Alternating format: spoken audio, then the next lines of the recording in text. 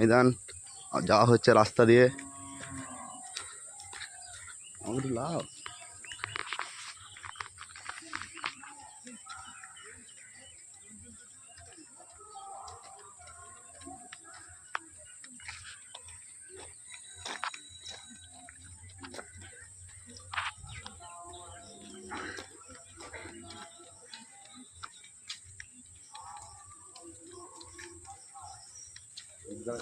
लोग चलবে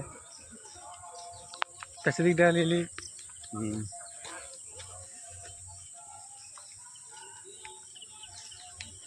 আমাদের মাইক থেকে সবার মাইকটা ভালো ধরেছে। হুম হ্যাঁ এখান থেকে ভালো দিলে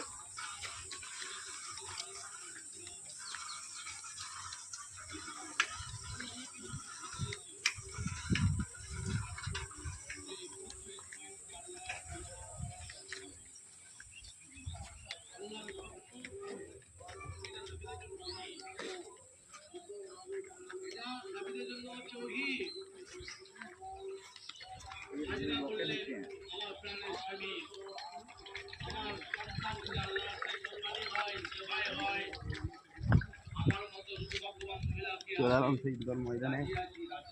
কিছুক্ষণের মধ্যে আমরা এসে যাবো। হাফেজ সাহেব বক্তব্য দিচ্ছেন। আমার বক্তব্য বন্ধ হওয়ার পরই আমাদের নামাজ শুরু হয়ে যাবে। শয়তান মানুষের প্রকাশ্য শত্রু, প্রকাশ্য দুশমন। সেই শয়তান পথ চললো যেমন করে হোক ইসমাইল আলাইহিস সালামকে ধোঁকা দিয়ে প্রতারণা করে একে আমি ফিরিয়ে আনবই, একে জবাই হতে দেব না। কিন্তু না, আল্লাহর হুকুম কিছু করার নাই। যখন দেখলো আব্বা আমার পিছনে গিয়ে ধাওয়া করে, নিশ্চয় সে শয়তান হবে, অন্য কোন নয়। আমাদের সেই গোরস্থান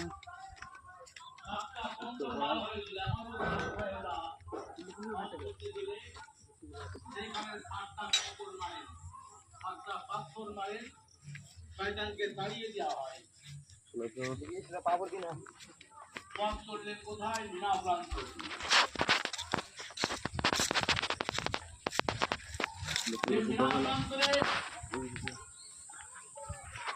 পৌঁছে গেলেন।